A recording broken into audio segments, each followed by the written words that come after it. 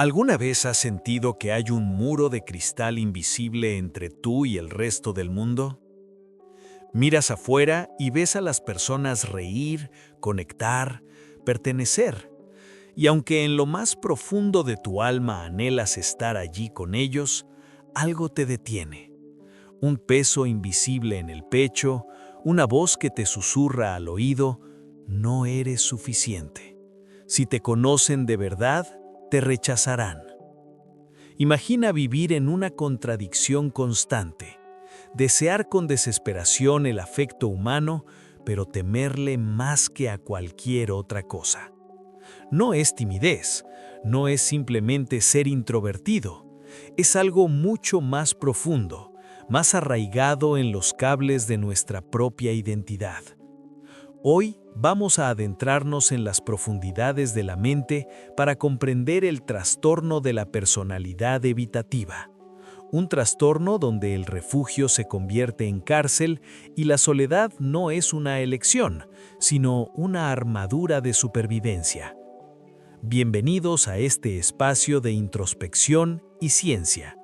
Soy Tu Nombre o Canal y hoy quiero hablarles desde el rigor de la psicología, pero también desde la calidez de la empatía. Si estás aquí porque te sientes identificado con estas palabras o porque alguien a quien amas vive tras ese muro de cristal, quiero que sepas algo antes de empezar. No eres un defecto del sistema.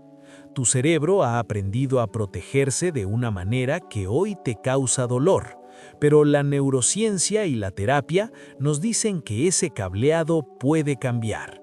Para entender el trastorno de la personalidad evitativa, primero debemos despojarlo de las etiquetas superficiales. A menudo se confunde con la fobia social, pero mientras la fobia social se centra mucho en el miedo a actuar frente a otros, el TPE se centra en el miedo a ser. Es un patrón generalizado de inhibición social, sentimientos de inadecuación e hipersensibilidad a la evaluación negativa. Desde la perspectiva de la neurociencia, estamos hablando de un sistema de alerta, la amígdala, que está en un estado de hipervigilancia constante. Para una persona con este trastorno, una mirada ambigua no es solo un gesto, es una amenaza de rechazo catastrófico. Su cerebro procesa la posibilidad de una crítica con la misma intensidad que otros procesarían un peligro físico inminente. No es que no quieran amigos o que no quieran amar. Al contrario, el evitativo suele ser un idealista del amor y la amistad. Sin embargo, su autoconcepto está tan fracturado que están convencidos de que si alguien se acerca lo suficiente para ver su verdadero yo, inevitablemente se marchará decepcionado. Es la profecía autocumplida de la soledad. El origen del silencio y la biología del miedo. La raíz, el niño detrás de la máscara. Para comprender por qué un adulto siente que su mera presencia es una molestia para los demás, debemos retroceder en el tiempo. La psicología del desarrollo nos enseña que la personalidad no surge de la nada, es una respuesta adaptativa al entorno. En la gran mayoría de los casos de TPE, encontramos una historia de apego inseguro ansioso o, más frecuentemente, un entorno donde el niño fue crónicamente invalidado. Imagina a un niño que crece sintiendo que sus necesidades emocionales son demasiado para sus cuidadores, o que cualquier error es motivo de burla o desprecio frío. Ese niño aprende una lección devastadora. Si me muestro tal como soy, seré rechazado. La única forma de estar a salvo es pasar desapercibido. No es que estas personas nazcan con el deseo de esconderse, es que aprendieron que esconderse era la única forma de sobrevivir emocionalmente. Con el tiempo, esa estrategia de defensa se vuelve rígida, se cristaliza y se convierte en lo que llamamos trastorno de la personalidad. Pero no solo es historia personal, es biología. La neurociencia ha observado que las personas con TPE presentan una hiperreactividad en la amígdala, el centro de procesamiento del miedo en nuestro cerebro. Cuando una persona promedio entra en una sala con desconocidos, su cerebro evalúa el entorno de forma general. Sin embargo, el cerebro de alguien con trastorno evitativo funciona como un radar militar de alta precisión buscando señales de desaprobación. Una ceja ligeramente levantada, un silencio de 3 segundos en la conversación o un tono de voz algo más serio de lo normal son procesados no como matices sociales, sino como ataques directos a su integridad. Su corteza prefrontal, encargada de la lógica, a menudo se ve secuestrada por esta respuesta emocional intensa. Es lo que llamamos dolor social. Lo fascinante, y a la vez doloroso, es que el cerebro procesa el rechazo social utilizando las mismas vías neuronales que el dolor físico.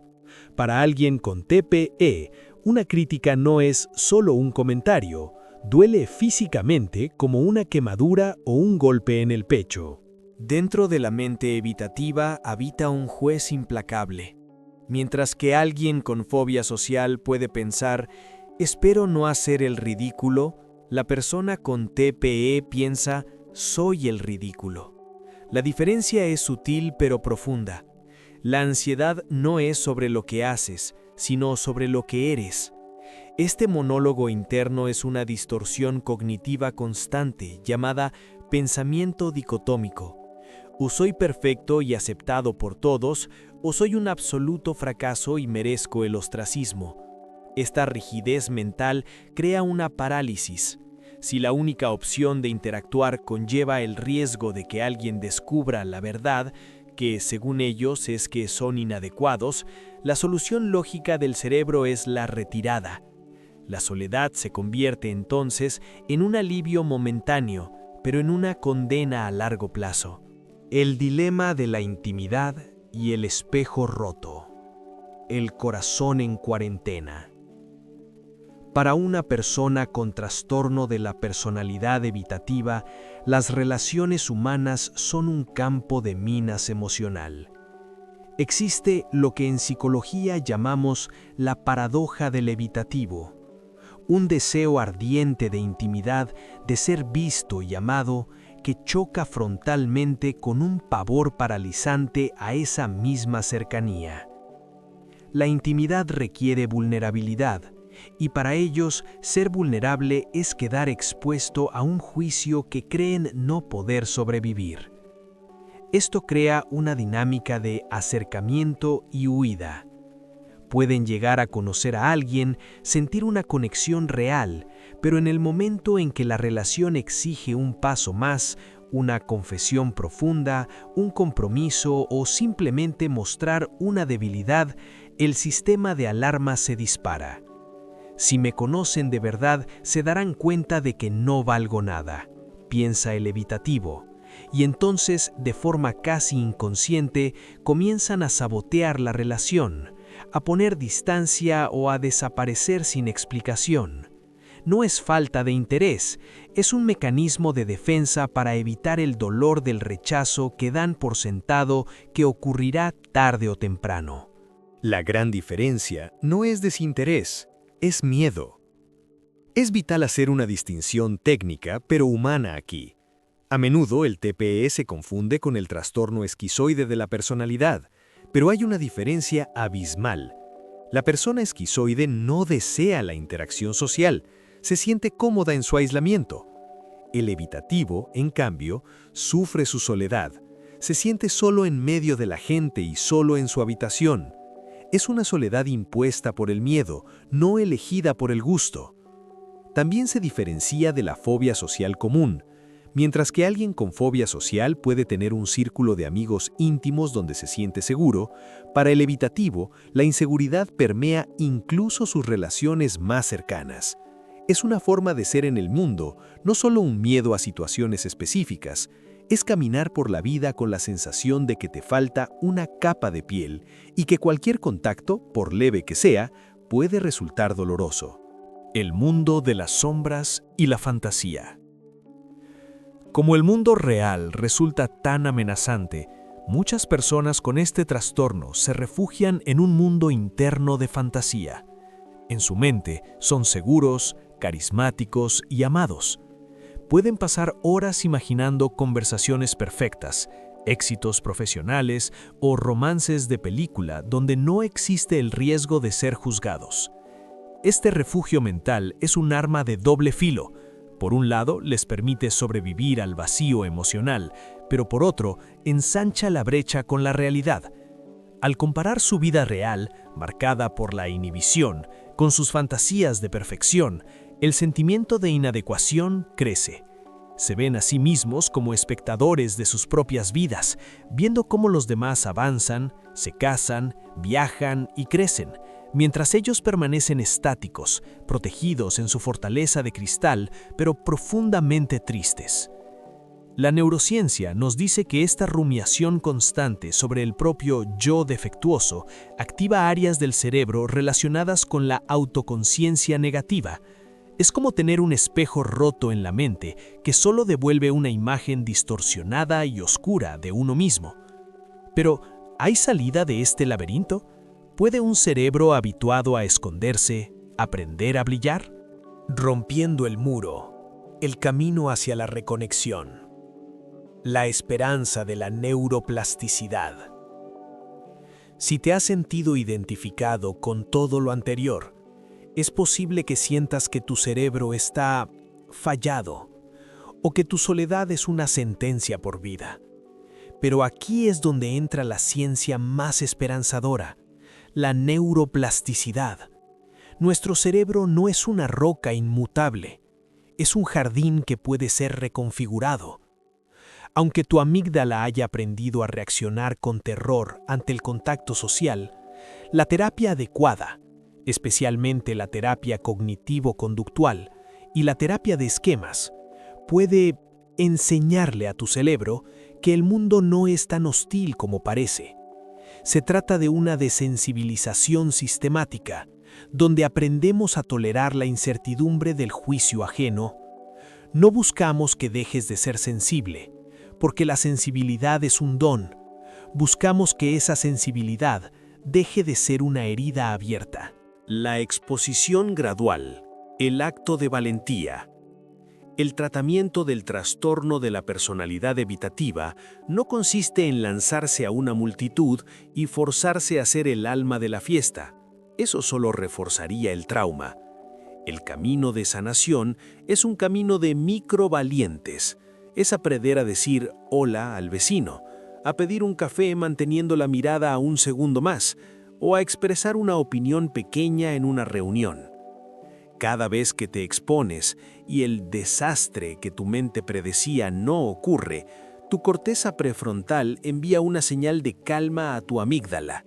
Poco a poco, el muro de cristal empieza a agrietarse.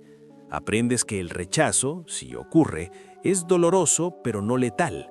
Aprendes que tu valor no depende de la aprobación de un extraño, sino de la compasión que te tienes a ti mismo en el proceso. El abrazo al niño herido.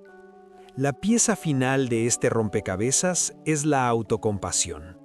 Para sanar el TPE, debes dejar de ser tu peor juez para convertirte en tu mejor aliado. Ese niño que aprendió a esconderse para no ser lastimado sigue viviendo dentro de ti.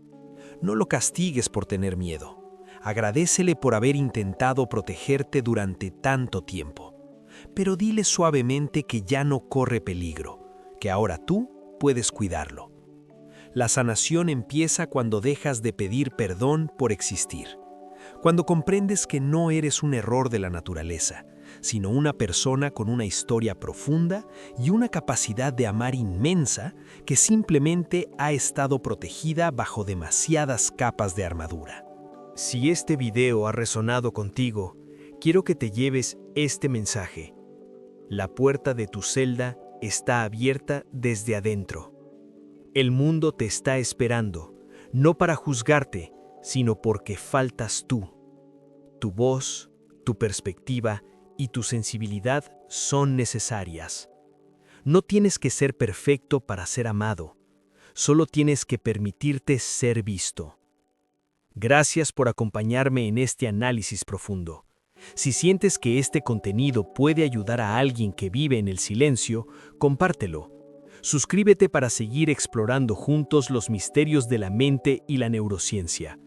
Recuerda, el primer paso para salir de la cueva es reconocer que hay luz afuera. Nos vemos en el próximo video.